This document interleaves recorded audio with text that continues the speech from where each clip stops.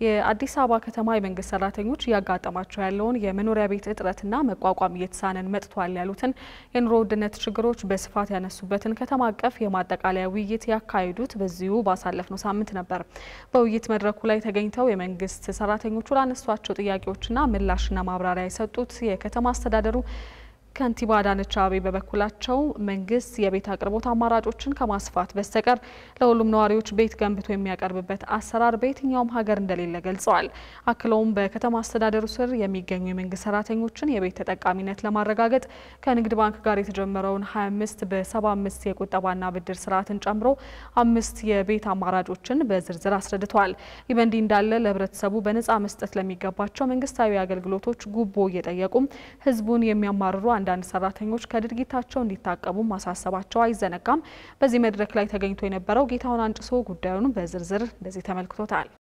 የአዲስ አበባ ከተማ አስተዳደር አመራሮች በየደረጃው ካሉ የማህበረሰብ ተወካዮችና የተቋማት ሰራተኞች ጋር የተለያዩ ውይይቶችን ከሰሞኑ ሲያካሂዱ ቆይተዋል። በዚህ ባሳለፍነው ሳምንት ውስጥም ከተማ አቀፍ የመንግስት ሰራተኞች የማጠቃለያ ውይይት መድረክ ተካሂዷል። በከተማ አስተዳደሩ የሚገኙትን ከ170 ሺህ በላይ የሚደርሱ አጠቃላይ የመንግስት ሰራተኞችን ወክለው የተገኙት የውይይቱ ተሳታፊዎች የኑሮ ውድነት የመንግስት ሰራተኛውን አቅም በከፍተኛ ደረጃ እየተፈታተነው እንደሚገኝ አንስተዋል። ችግሩን ለመፍታት የመጀመሪያው መፍትሄ የምርት እድገትን መጨመር ነው ያሉት ከንቲባ አዳነች አቤቤ በንግዱ ዘርፍ የኢኮኖሚ አሻጥር እንዲፈጠር የሚያደርጉ አካላትን መቆጣጠር ደግሞ የመንግስት ሰራተኛው ኃላፊነት ሊሆን ይገባል ነው ያሉት። ከተማችን ከባድ የሆነ ኢኮኖሚ ጫና አለ፣ የገበያ ውድነት አለ፣ አሻጥር አለ። ክፍለ ከተማ አመራሮች ሲኖሩ ዋጋውን አስተካክሎ የመሸጥ ዞር ሲሉ ዋጋ የመጨመር አይነት ሁኔታ አለ። ከኑሮ ውድነት ጋር ያነሳቸዋቸውን ጉዳዮች በትክክል እንረዳለን። አንደኛና መሰረታዊው መፍትሄ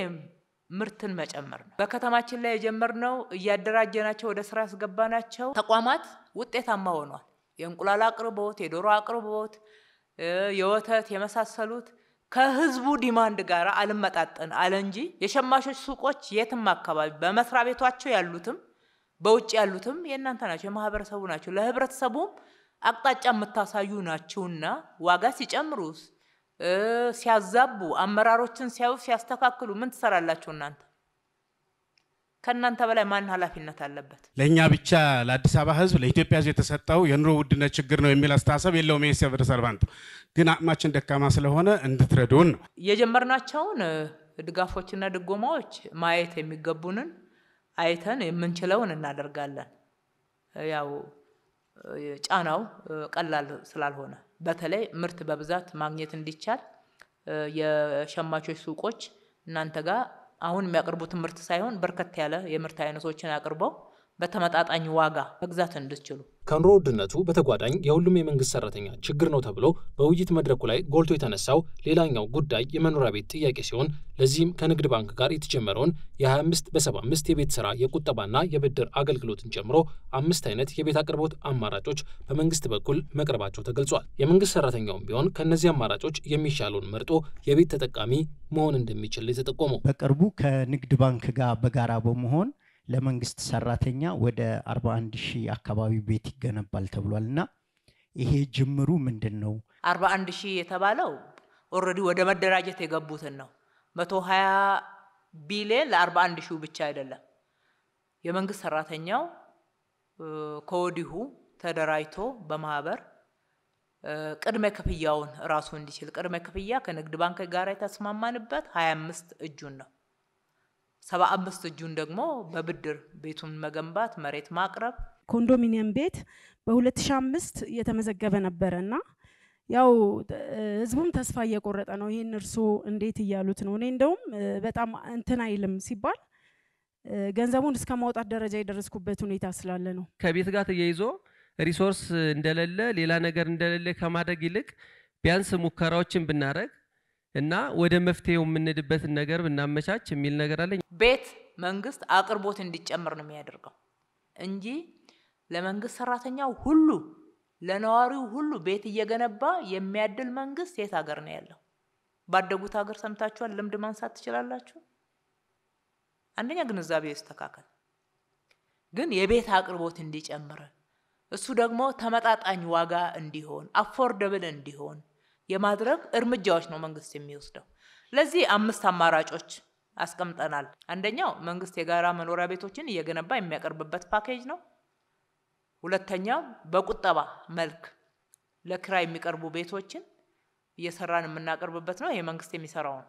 ሶስተኛው በማህበር ተደራጅቶ እንዲሰራ ማድረግ እናንተንም የሚያካትት ማለት ነው። አራተኛው ሪል ስቴት ነው። በሪል ስቴት ፕራይቬቱ በደንብ ማልማት እንዲችል ማድረግ። አምስተኛው መሬት ያለውና ገንዘብ ያለው አብሮ መስራት እንዲችል እዛው ውስጥ ደግሞ ግለሰቦችም ቤት መስራት እንዲችሉ። በመንግስት የቀረቡ የቤት አቅርቦት አማራጮች እንደተጠበቁ ሆነው የመኖሪያ ቤት ያላቸው ተጨማሪ ቤትና የቤት አበል የሚከፈላቸው የመንግስት ሰራተኞች በከተማ አስተዳደር ውስጥ አሉ የሚል ጥቆማ በአንድ የመንግስት ሰራተኛ የቀረበ ሲሆን በፍጹም የለም አሰራራችንም ይህንን አይፈቅድም ካለም ይጣራል የሚል ምላሽ ከውይይት መድረክ መሪዎቹ ተሰጥቷል። ቤት ሰው ያለው ቤት የቤት አበል የሚከፈልበት ሀገር ነው። ይፍታውነት ስላለ ማለት ነው። የቤት አበል እየተከፈለው ቤት እንደ አይነት ነገር ካለ እናጠራለን። ከአሰራር አንፃር ግን እንደ ከተማ አስተዳደር የለም። ይሄን በጣም እርግጠኛ መሆን ይጠበቃል። አሰራሩ የሚወጣው በከተማ አስተዳደሩ አጽድቆ በፐብሊክ ሰርቪስ በኩል ነው። እንደ አይነት ይፍታው የሆነ ነገር እንደሌለ በጣም እርግጠኛ ልትሆኑ ይገባል። በሌላ መልኩ የመንግስት ሰራተኛው ለህብረተሰቡ የሚሰጠው አገልግሎት ካርሎና ከእጅ መንሻ የጸዳ ፍትሃዊ ሊሆን እንደሚገባ ያሳሰቡት ከንቲባ አዳነች አቤቤ ጉቦ እየጠየቁ ህዝብን የሚያማርሩ ሰራተኞች እንዳሉም ገልጸዋል። የሌብነት ደረጃውን ደብዳቤ ለመምራት ገንዘብ ከመጠየቅ ጀምሮ በተለያየ መልክ የሚገለጽ እንደሆነም ተናግረዋል። በተለይም የኢኮኖሚ ጥቅም በሚያስገኙ ጉዳዮች ዙሪያ እየጨመረ ያለው ሌብነትና ብልሹ አሰራር ፈጥኖ መታረም እንዳለበትም ገልጸዋል። በፍትሃዊነት አገልግሎት ለመስጠት እንገደዳለን።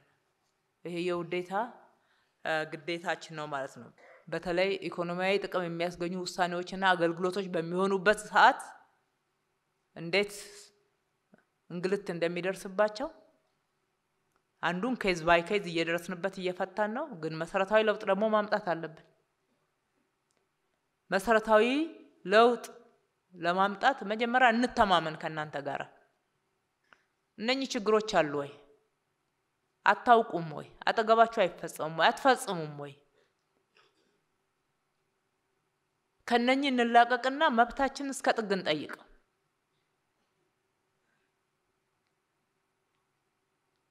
ግብር በመወሰን መንግስት ህዝብ የሚያጣው የመሬት አገልግሎት በመስጠት የግንባታ ፍቃድ በመስጠት በሁሉም ስራዎች ውስጥ የስራ ዕድል በመፍጠር የሚደረጉ አላግባብ ህዝቡ መማለጃ የሚጠየቅባቸው ደብዳቤ ለመምራት እንኳን ከተማችን ውስጥ ጉቦ እንደሚጠየቅ ደርሰንበታል። የመንግስት ሰራተኞች ለሚያነሷቸው አጠቃላይ ጥያቄዎች ጊዜያዊና ዘለቄታዊ መፍትሄዎችን ለመስጠት የሚያስችሉ ስራዎች ደረጃ በደረጃ እንደሚሰሩ በዚህ ውይይት መድረክ ላይ የተጠቆመ ሲሆን በተለይም የኑሮ ውድነቱ እንዲባባስ እያደረገ ያለውን የዋጋ ንረትን ለማርገብ የሚረዱ የተለያዩ ምርቶችን በሸማቾች በኩል በስፋት እንዲቀርቡ ይደረጋል ሲባልም ሰምተናል።